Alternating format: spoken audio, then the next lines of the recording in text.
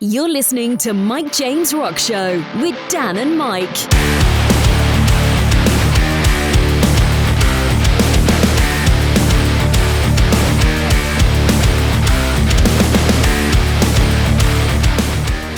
So, we're back in the studio. Yes, we are. And we've just come off with highlights from our show. It was a packed show, 4 interviews. Nice. And that is, at least on an interviews front, Bloodstock now fully wrapped up.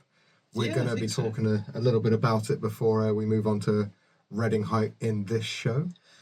Busy show this week. Busy show. I don't know why I'm singing there.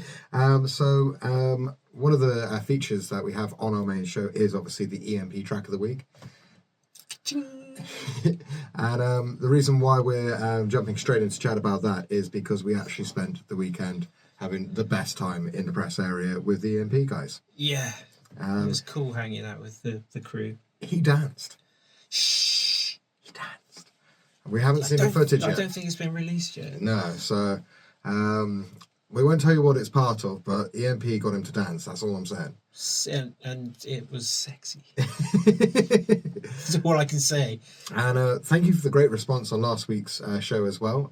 We were very happy with the way that the Bloodstock sort of backstage show came out. It was nice. Yeah, very much like we've often wanted to try and capture the community of Bloodstock because it's such an awesome place. And it's a family affair. Yeah, so it did feel like we kind of did that a little bit. The bit that we didn't focus on a huge amount last week, because we were being present. We were being very present, is the announcement. I do realise I said about the EMP track of the week and didn't actually say who it was. Oh, Daniel. It's This Feeling, you know, which is the track name that Taurus did. Artwork here.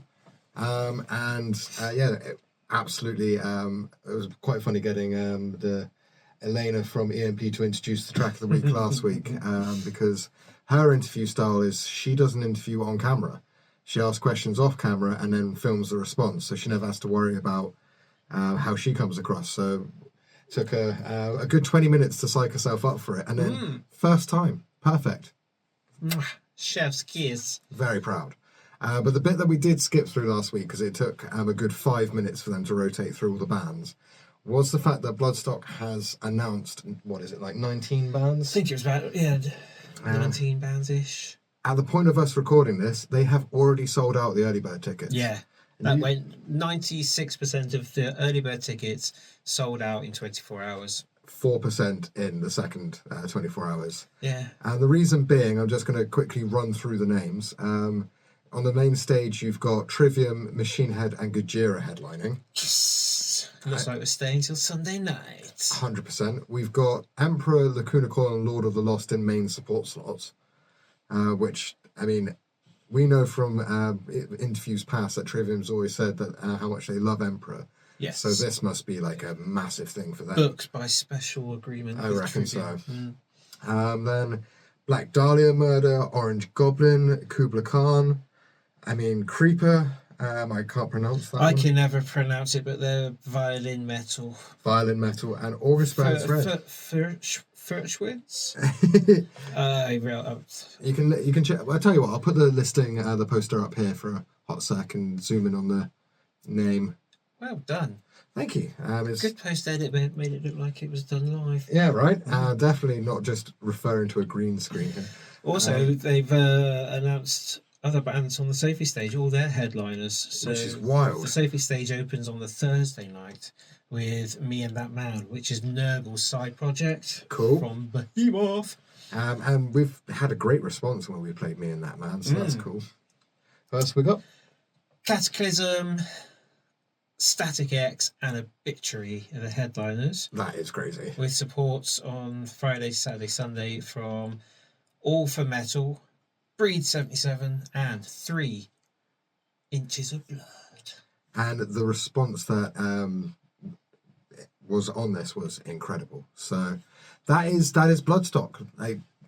We've got the highlight show. We've got all the interviews going up. You can check those out. Links in the description for our Bloodstock Mixcloud shows as well. But that's Bloodstock done. Right. Should we do a Wayne's World doodly doodly bit and then transform into Reading? Ready? So gonna get the skull to flip with the troll. Okay. Yeah. And we're at Reading. Wow, that was quick. Right. So the reason why we're switching is because our other two features, being That Should Cover It, was just a inspiration. It just came to me. We like to do a cover each week and keep it kind of on point of what's going on around the world. So obviously Reading Festival, thought, who's playing Reading? Blink 182 are headlining. Who's done the best cover so far of any of their tunes? And it was by the Chipmunks, which is absolutely fantastic. Yeah, I'm gonna record it for him. I'm gonna record it for him next week and then speed it up to 150. Make sure that it sounds like That Should Cover It. Yes. And I've never seen Blink 182 live. Just never got to the right festival or right gig at the right time. Been a massive fan for like 20 years. The headliners this year are solid. It's complete variance. It's great. So you've got Blink, you've got Fred again, who's just blown up the dance world, and to see him on the main stage with all the screens and the lasers, and I'm gonna have to watch it because I'm not going on Dales now, just on those two. And you got Lana Del Rey, who is the biggest pop star in the world, almost, after that one.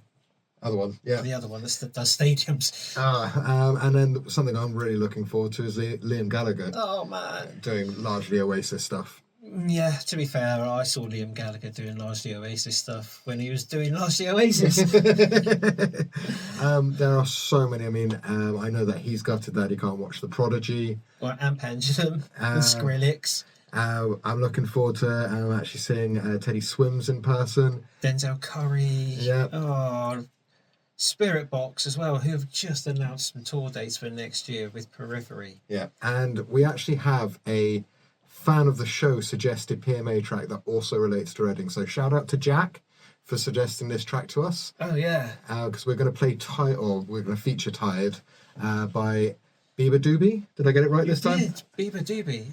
So thank you, Jack, for that one. Had the most incredible sort of 3 or 4 years since the pandemic. Just gone. Well, it's going like that, and then it's gone. So and she's headlining one of the stages. So excited to go and see that live. This is why I love Reading as well. Is I would never probably end up at a gig of somebody like that, but definitely going to use the opportunity to actually go and see them live. So Tired is the track, and it comes with a full album recommend as well from Jack. I can second that as well. Yeah. I have listened to a fair bit of Bieber Doobie since getting sent their stuff. Yeah. Quite a while ago.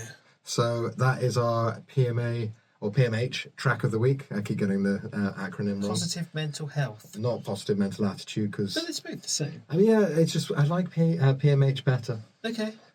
So that is largely what we wanted to talk about this week.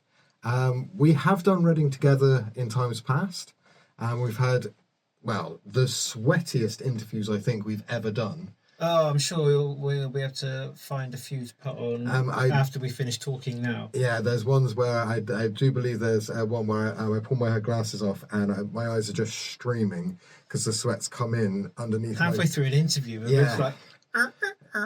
So it's even worse when you've got no hair.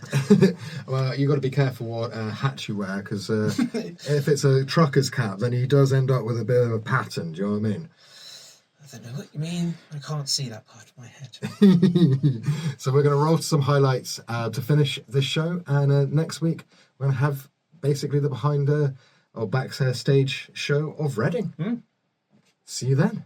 Goodbye, Z's.